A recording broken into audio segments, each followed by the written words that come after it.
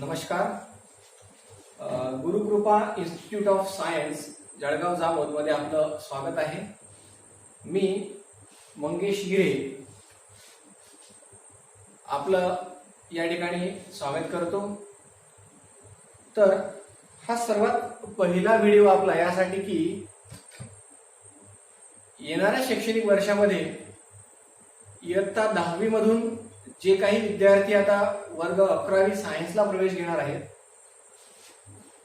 त्यांच्यासाठी बरेचसे विषय जे आहेत हे असे नवीन असतील, विशेष करून मराठी माध्यमातून आलेल्या विद्यार्थ्यांसाठी. जसं की फिजिक्स असेल, मॅथमॅटिक्स असेल, केमिस्ट्री असेल, बायोलॉजी असेल, हे विषय तुम्हाला मागील इयत्तेत म्हणजेच 10वीला पण होतेच, परंतु त्याचा बराचसा भाग हा पायाभूत होता, बेसिक होता. येणाऱ्या काळामध्ये सायन्स स्ट्रीमला तुम्ही ऍडमिशन घेत आहात तर नक्कीच तुम्हाला या विषयांबद्दल जो बेस आहे, जे मूलभूत नॉलेज आहे ते पाहिजे. तुम्हाला बेसिक कॉन्सेप्ट तुमच्या ज्या त्या क्लिअर पाहिजेत. तर सुरुवातीच्या काही व्हिडिओमध्ये आपण नेमकं तेच करणार आहोत. तर या ठिकाणी आपला जो विषय असणार आहे तो आहे केमिस्ट्री. तर साहजिक आहे, केमिस्ट्री या विषयाचे बरेचसे चॅप्टर तुम्हाला वर्ग 10वीला सुद्धा होते, 10th स्टँडर्डला तुम्हाला होते, ज्यामध्ये पिरियॉडिक टेबल त्याचं क्लासिफिकेशन नेमकं कसं झालं हे आपण त्याची थोडी हिस्ट्री बघितली. बराचसा बेसिक पार्ट आपल्याला लागलेला आहे. त्यानंतर केमिकल रिॲक्शन्स ज्या काही आहेत त्याच्या टाईप्स, ते लिहायच्या कशा इत्यादी सगळे भाग आपण इयत्ता 10वीला बघितले. त्यानंतर मेटलर्जी नावाचं एक चॅप्टर आहे ज्यामध्ये मेटल्स, नॉन मेटल्स, त्यांच्या बेसिक प्रॉपर्टीज, फिजिकल प्रॉपर्टीज, त्या रिॲक्शन्स, केमिकल प्रॉपर्टीज ज्या काय बराचसा भाग आपण त्याबद्दल बघितला. आणि कंपाऊंड्स ऑफ कार्बन, त्यामध्ये हायड्रोकार्बन असतील आणि कार्बनशी रिलेटेड असे बरेचसे रिॲक्शन्स, असे बरेचसे प्रोडक्ट्स, बरेचसे केमिकल्स आपण वर्ग 10वीला शिकलो, जे सर्व बेसिक होते. तर इथून पुढच्या वर्षामध्ये म्हणजे 11वी सायन्सला जसं तुम्ही प्रवेश घ्याल तसा केमिस्ट्री, फिजिक्स, बायोलॉजी, मॅथमॅटिक्स हा तुम्हाला सेपरेट सब्जेक्ट असेल, तुम्हाला माहितच आहे. तर या विषयांमध्ये या विषयांबद्दल जर तुम्हाला नॉलेज पाहिजे असेल तर त्या विषयाचं तुम्हाला बेसिक नॉलेज क्लिअर असणं आवश्यक आहे. म्हणून त्याच बेसिक नॉलेज पासून आपण सुरुवात करणार आहोत. तर सुरुवातीला जो टॉपिक असणार आपला हा केमिस्ट्री मधील काही बऱ्याचशा बेसिक कॉन्सेप्ट. उदाहरणार्थ एकदा रिव्हिजन असेल पिरियॉडिक टेबलचं, तो कुणी तयार केला, म्हणजे नेमका त्याचं क्लासिफिकेशन किती भागात होत आलं, कोणकोणत्या सायंटिस्टने त्याच्यावरती एफर्ट्स घेतले, मेहनत घेतली. नंतरचा टॉपिक असेल केमिस्ट्री मधल्या साध्या कॉन्सेप्ट, डेफिनेशन्स, जसं की ऍटॉमिक नंबर म्हणजे काय, ऍटॉमिक मास नंबर म्हणजे काय, मोल कॉन्सेप्ट म्हणजे काय, मोल म्हणजे काय नेमकं. त्यानंतर रिॲक्शन्स म्हणजे काय, रिॲक्शन लिहायची कशी, त्याचे नियम कुठले, कुठलाही केमिकल फॉर्म्युला एखाद्या कंपाऊंडचा तो कसा तयार होतो, त्यामध्ये ते सिम्बॉल काय येतात, ते कसे वापरले जातात, या सगळ्या गोष्टींबद्दल आपण या पुढील व्हिडिओमध्ये बघणार आहोत. तर सुरुवात करूया आपण पिरियॉडिक टेबल पासून. Basic concepts of chemistry.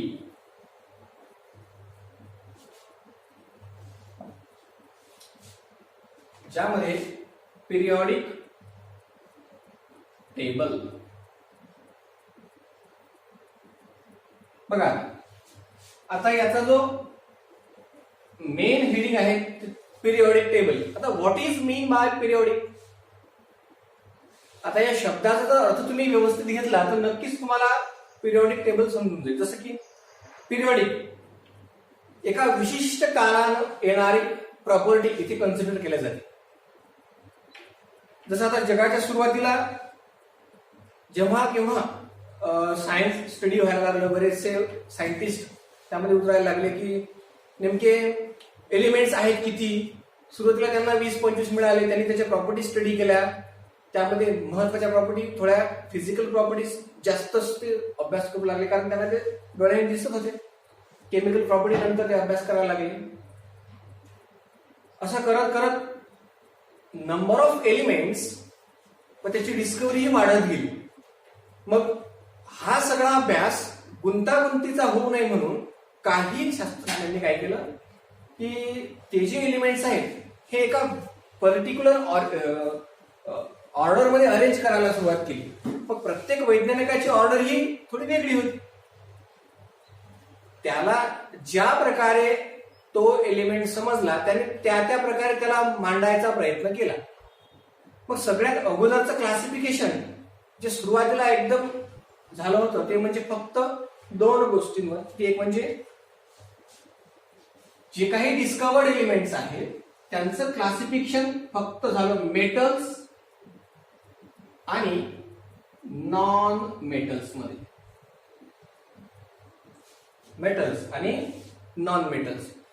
मग त्यांनी जसा आणखी अभ्यास पुढे करत गेले, त्यांच्या प्रॉपर्टी स्टडी करत गेले, तर त्यांना काही डिस्कव्हरीज अशा दिसल्या की जे या दोघांच्याही प्रॉपर्टीज दाखवत होते. मग एक तिसरं त्यांना क्लासिफिकेशन मिळालं, ते म्हणजे मेटॅलॉइड. आता मेटॅलॉइड म्हणजे आपल्याला माहित आहे की ज्यांमध्ये दोघांच्याही थोड्या प्रॉपर्टी असतात, मेटल ऍज वेल ऍज नॉन मेटल.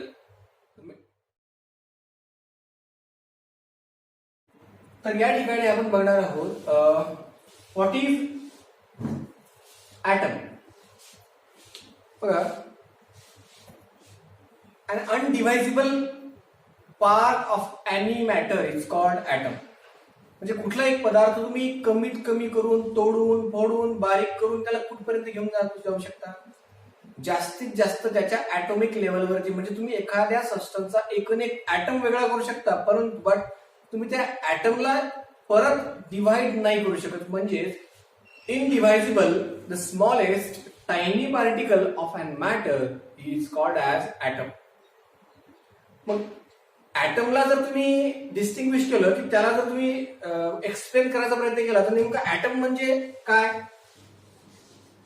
बघा, ऍटम जनरली हा केमिस्ट्रीमध्ये आपण म्हणतो की तो स्फेरिकल एक स्ट्रक्चर आहे. असा स्फिअर की ज्याच्या सेंटरमध्ये सुद्धा एक मायन्यूट पार्टिकल आहे, ज्याला आपण इंटर ॲटॉमिक पार्टिकल म्हणतो. त्याचं नाव म्हणजे न्यूक्लियस. आता ऍटम मध्ये main fundamental 3 particles. The fundamental particles of atoms are proton, neutrons and electrons, which are the most fundamental particles of atom.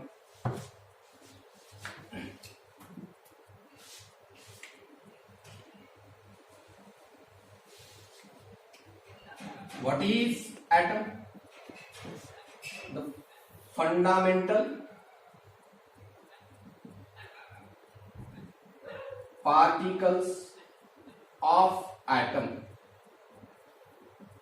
Number 1 protons, number 2 neutrons,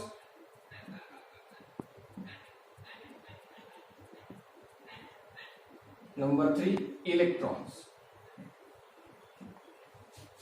आता 9वी-10वी मध्ये आपल्याला सगळ्या गोष्टी माहिती आहेत की protons are positively charge particles, neutrons are negatively charge, neutrons are neutral, there is no charge, and electrons are negatively charged particles. Why? These 3 are the most fundamental particles of an atom. So, suppose this is an atom of carbon, a structure of atom of carbon, which is spherical in shape. Every atom is spherical in shape. So, in the center of an atom, there is a nucleus. Nucleus contain 2 types of fundamental particles from the 3, which are protons and neutrons. Protons are positively charged and neutrons are negatively charged. while remaining electrons are revolve around the nucleus into the different orbits.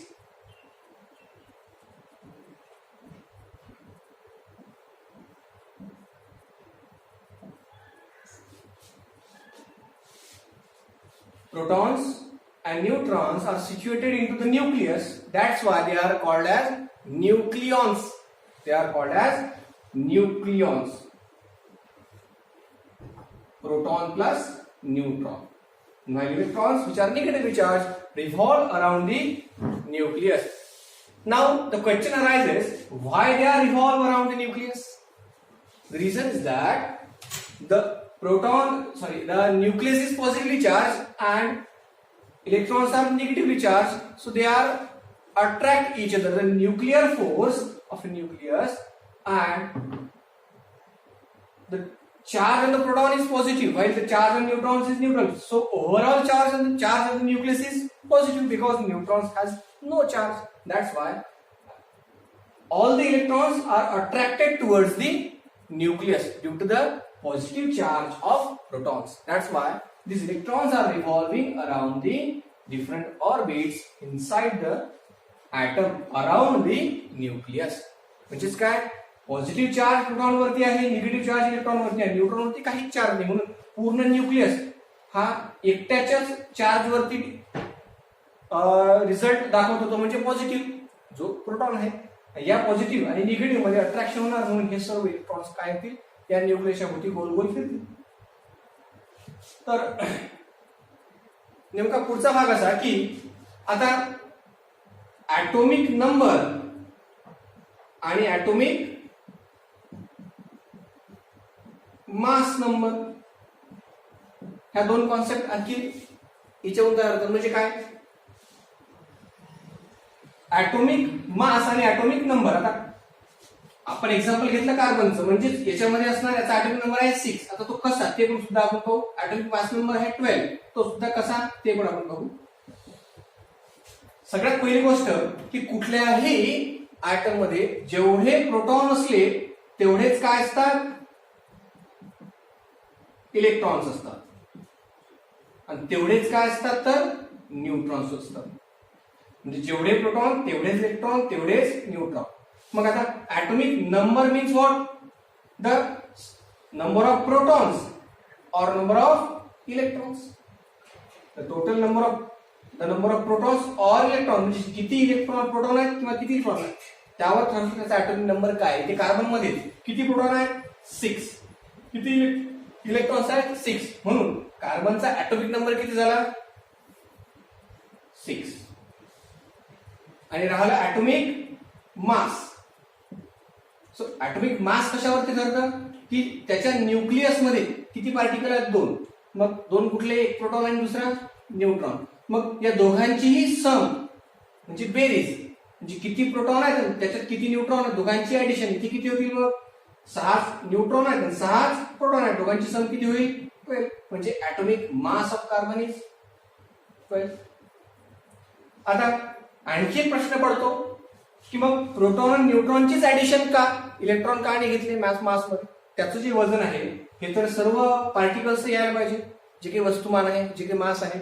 मग electrons त्यामध्ये आपण का consider करत नाही, त्याच्या मागचं एक main reason असं की बघा, जेव्हा एका प्रोटॉन, सिंगल प्रोटॉन आणि सिंगल इलेक्ट्रॉनचं मास, पार्टिकलचं मास जेव्हा तुम्ही कन्सिडर करता तर त्याच्यामध्ये किती फरक आहे, जवळपास 1800 युनिटचा. डाल्टन म्हणजेच काय बघा, जर तुम्ही एक तराजू आहे, एका पारड्यामध्ये तुम्ही एक प्रोटॉन ठेवला तर त्याला बरोबरी साधण्यासाठी तुम्हाला तिकडल्या पारड्यामध्ये किती इलेक्ट्रॉन्स टाकावे लागतील, जवळपास 1800 म्हणजे 1800. म्हणजे एका प्रोटॉनच्या मासच्या तुलनेत इलेक्ट्रॉनचं मास किती कमी झालं, भरपूर 1800 पट कमी झालं. म्हणजे जर 6 प्रोटॉन आहेत, 6 न्यूट्रॉन आहेत आणि 6 इलेक्ट्रॉन्स आहेत, तर 6 प्रोटॉन मास हे 6 इलेक्ट्रॉनच्या कंपॅरिझन मध्ये भरपूर आहे. म्हणजे इलेक्ट्रॉनचा ऍटॉमिक मास हे निग्लिजिबल आहे, नाही सारखं as compare to mass of proton. the mass of electron is negligible as compared to the mass of proton. आणि दुसरी गोष्ट आणखी म्हणजे प्रोटॉन आणि न्यूट्रॉन दोघांचे ऍटॉमिक मास जवळपास सारखंच आहे. ते किती आहे काय आहे सगळ्या गोष्टी आपण आणखी बघूच. म्हणून प्रोटॉन आणि न्यूट्रॉन यांना इलेक्ट्रॉनच्या कंपॅरिझन मध्ये भरपूर मास आहे. दॅट्स वाय पूर्ण ऍटमचं जेव्हा आपण मास ऍटॉमिक मास कन्सिडर करू तर सगळ्यात जास्त रोल त्यात आहे फक्त प्रोटॉन आणि न्यूट्रॉनचा. म्हणून जेव्हा ऍटॉमिक मास पूर्ण ऍटमचं मास आपण कन्सिडर करू तर फक्त दोन पार्टिकलचं सम घ्यावं लागेल, ते म्हणजे प्रोटॉन आणि न्यूट्रॉन. इलेक्ट्रॉन सोडून द्यावे लागते किंवा ते कन्सिडर करत नाही किंवा केल्या जात नाही. म्हणून बऱ्याचशा ऍटम मध्ये काय होतं की जेवढा ऍटॉमिक नंबर आहे म्हणजे प्रोटॉन फक्त किंवा इलेक्ट्रॉन फक्त त्याच्यात दुप्पट काय होतं त्याचा ऍटॉमिक मास म्हणजे दोघांची ऍडिशन. पण एखाद्या वेळेस ही जी फिगर आहे ही थोडी इंटिजर मध्ये येते किंवा मग थोडी वेगळी येते, कारण का त्यामध्ये एखादा न्यूट्रॉन पार्टिकल्सचा थोडा एक्स्ट्रा आहे. म्हणजे नो चार्ज असलेला पार्टिकल न्यूक्लियस मध्ये एक्स्ट्रा असतो, ज्याने असणारे फक्त ऍटमचं मास वाढतं, कुठल्याही चार्ज मध्ये डिफेक्ट येत नाही कारण न्यूट्रॉनला कुठला चार्जच नाहीये. असो सो ऍटॉमिक नंबर मीन्स किती प्रोटॉन आहेत, नंबर ऑफ प्रोटॉन, किंवा किती electron atomic number. Atomic mass number म्हणजे काय, दोघांची सब प्रोटॉन आणि न्यूट्रॉन, कारण त्यांनाच वजन आहे वस्तुमान, इलेक्ट्रॉनला नाही. That's why it is atomic mass number. So कार्बनच्या बाबतीत total number of proton 6, total number of electron 6, so sum of the proton plus neutron is 12. That is atomic mass of carbon is 12, while the number of electrons in the carbon 1 2 3 4 5 6. आपण एक extra काढला होता, किती झाले, 2 पहिल्या orbit मध्ये, 4 दुसऱ्या shell मध्ये, पहिल्या शेल मध्ये आणि दुसऱ्या शेल मध्ये 4, सो किती झाले total 6. So atomic number of carbon is 6. हे झालं एक बेसिक एक्झाम्पल. ठीक आहे. तर फंडामेंटल पार्टिकल्स ऑफ ऍटम ज्यामध्ये प्रोटॉन, न्यूट्रॉन, इलेक्ट्रॉन्स. प्रोटॉनचा चार्ज आहे पॉझिटिव्ह, न्यूट्रॉनवर कुठलाच चार्ज नाही, इलेक्ट्रॉनवरती चार्ज आहे निगेटिव्ह. ऍटॉमिक नंबर म्हणजे काय की त्या पर्टिक्युलर ऍटम मध्ये किती प्रोटॉन आहेत किंवा किती electron. What is atomic number, the total number of proton और electron present in the atom is called as atomic mass, while atomic